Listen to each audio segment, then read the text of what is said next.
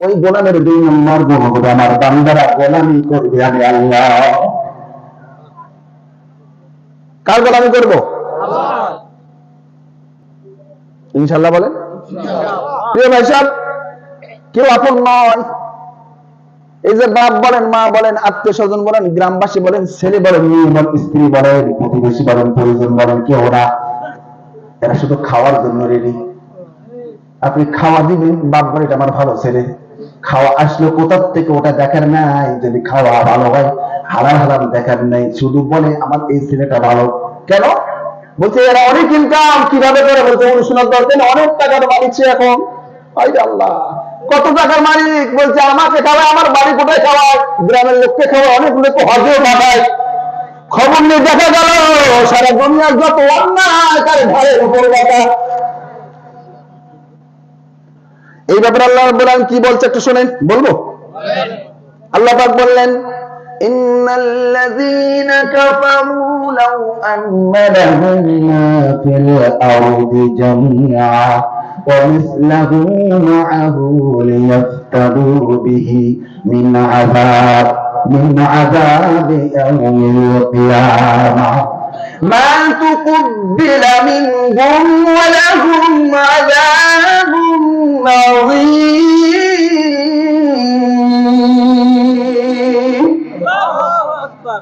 আল্লাহ পাক বলে কিয়ামতের মাঠে, হাসরের ময়দানে, আল্লাহর আদালতে, বুঝতেছেন? সবাই বুঝতেছেন? কিয়ামতের দিন আল্লাহর আদালতে, হাসরের ময়দানে কোন মানুষ যদি আল্লাহর কাছে মাফ চাওয়ার জন্য দুনিয়া ভর্তি স্বর্ণ, দুনিয়া ভর্তি সম্পদ, টাকা নয়, আল্লাহ পাক বললেন এখানে দুনিয়া ভর্তি কোন সম্পদ যদি দেয়, রূপা স্বর্ণ হীরা মুক্তা মানিকের, একটা দুনিয়া আল্লাহ বলেন নাই, আল্লাহ পাক বললেন 2 দুনিয়া ভর্তি সম্পদ দেওয়া হয়, মা তুকুবিলা মিনহু নট অ্যাকসেপ্টেবল, সেটা আমি গ্রহণ করব না। কয় দুনিয়া? 2 দুনিয়া আছে। কয়টা? কয়টার মালিক আপনি? একটার মালিক। এক কোনা জমি, 100 বিঘা জমি ঠেলায় থাকা যায় না এলাকায়। 50 বিঘা জমির মালিক, ও তো এলাকার সব বড়। ভাইরা আমার, 100, 200, 1000 না, এরকম দুনিয়া ভর্তি, 2টা দুনিয়া ভর্তি যদি কোনো কাফের মুশরিক মুনাফিক মুলহিদ আল্লাহ নাফরমান বান্দা কিয়ামতের মাঠে 2 দুনিয়া ভর্তি সম্পদ আল্লাহর আদালতে গিয়ে বাঁচার জন্য দিতে চাই, আল্লাহ পাক বলেন মা তুকুবিলা মিনহুম ওয়া লাহুম আযাবুন আযীম। ওই দিন আমি আল্লাহ পাক গ্রহণ করব না, নট অ্যাকসেপ্টেবল, সেদিন গ্রহণ করা হবে না, সেই দিন আযাব দেওয়া হবে। দুনিয়া ভর্তি না, 2 দুনিয়া ভর্তি সম্পদ দিলে তোমার মাপ নাই। পাগলামি শুরু করছেন না? কয় টাকার মালিক? কয় টাকার? আল্লাহ পাক বলে বান্দা আমার 2 নম্বর বান্দার গুণ হলো আবিদুন, বান্দার 2 নম্বর গুণ হলো বান্দা ইবাদত করবে কার? গোলামি করবে কার? আল্লাহ তোমারই গোলাম যেন হতে পাই। বলেন আল্লাহ তোমারই গোলাম যেন হতে পারি। তোমার গোলামের জন্য তুমি রেখে দিয়েছো ওই জান্নাত, যার নিচ দিয়ে নহরে বয়ে, যার নিচ দিয়ে ঝর্ণা বয়ে, সেই নহর হবে যে স্বচ্ছ পানি, স্বচ্ছ মধু আর দিলে। আল্লাহ তোমারই গোলাম যেন হতে পারি, আল্লাহ তোমারই গোলাম যেন হতে পারি। আল্লাহ পাক বলেন ওয়াল্লাযীনা আমানু ওয়া আমিলুস সালিহাতি সানুদখিলুহুম জান্নাতিন তাজরি মিন তাহতিহাল আনহার। যে বান্দা ঈমান আনলো, নেক আমল করলো, আমার গোলামি করলো, দাসত্ব করলো আমি রব্বুল আলামিন, ওই বান্দার জন্য একটা নহর দিব, স্বচ্ছ পানির নহর, স্বচ্ছ ঝর্ণা দিব, দুধের ঝর্ণা দিব, মধুর ঝর্ণা দিব, সারাবের ঝর্ণা দিব, এমন এক নহর দিব যা বান্দা কখনো কল্পনা করে নাই। আল্লাহু আকবার। কেমন পানি দিবা? আল্লাহ পাক বলেন ওয়াসাকাহুম রাব্বুহুম শারাবান তাহুরা। শরাব এবং তাহুর, এমন স্বচ্ছ পানি দেব দুধের চেয়েও সাদা, মধুর চেয়েও মিষ্টি। আল্লাহু আকবার বলবেন না? যদি কেউ খায় আর মরবে না।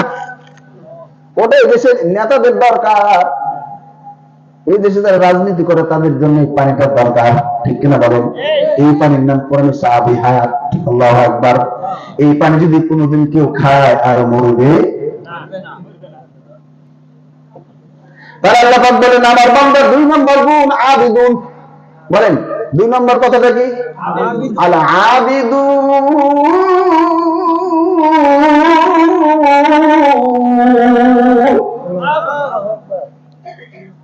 ভালো লাগছে?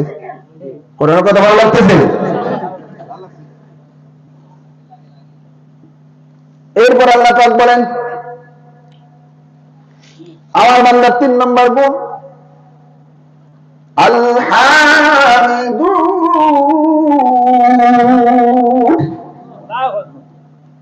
বান্দা মুমিনের 3 নম্বর গুণ হবে আমার বান্দারা প্রশংসা করবে। আমার কার প্রশংসা করবে? কেন করবেন? আল্লাহ অক্সিজেন ফ্রি করে দিয়েছে। বলেন তো মাথায় একটা চুল, এটা কি বলেন আপনারা? এটা কি বলেন? এটাকে কপালের জায়গাটা ভুরুটা কি বলেন? এটা চুল না? এটাও চুল। এটা কি বলেন? কি এটা চুল না? এটা কি? এটাও চুল না? নিচের দিকে আর গেলাম না। এখন আপনারা বলেন তো এটাও বাড়ে, এটাও বাড়ে, এইটাও বাড়ে, কিন্তু মাঝখানেরটা ভেবছেন কোন সময় এইগুলো নিয়ে চিন্তা করেন? আপনার চোখের ভুরু আর মাথা কয় কিলোমিটার ডিফারেন্স? কত কিলোমিটার? আল্লাহু আকবার।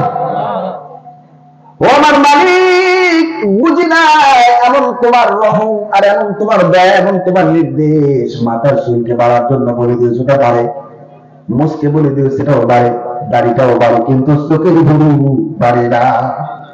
এই জন্য প্রশংসা করবো আল্লাহ। বলেন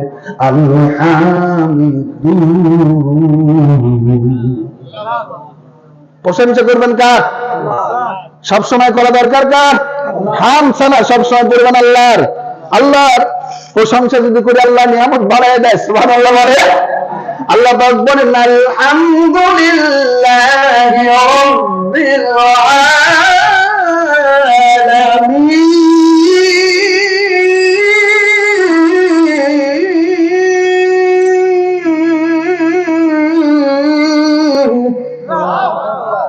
কার প্রশংসা করবো? ভাত খাই,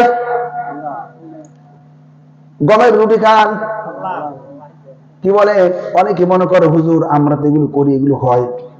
আপনারা বলেন তো আলু যে লাগানো, আলু আলু আলু যেটা বীজ হিসাবে দেন ওটা কি হয়? কথা বলে না, পচে যায়। বাকিটা আসে কোথার থেকে? কোলিস্টার থেকে আসে। আল্লাহ বলেন আমি ইচ্ছে করলে আলুর গাছ আলু ধরতো না, গমের গাছে গম ধরতো না, ধানের গাছে ধান ধরতো না, সর্ষার তেল বের হয় সর্ষার গাছে সর্ষা ধরতো না। তখন তারা হতাশ হয়ে যেতে। কারণ এইগুলোকে তৈরি করার জন্য প্রথম উৎসের যে দরকার সেটা হলো আকাশের সূর্যের কিরণ আর আমি আল্লাহর রহমতের বৃষ্টি। কি বলেন?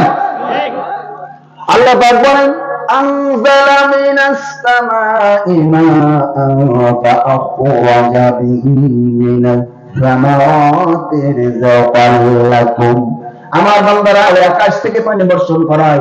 আনজালা মিনাস সামাই মাআন, ওই আকাশের মেঘমালা তৈরি করে আমি বান্দার জন্য বৃষ্টি বর্ষণ করাই।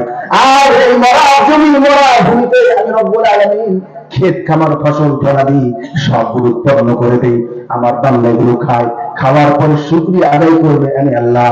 সেই শুকরিয়াটা হচ্ছে আলহামিদুন।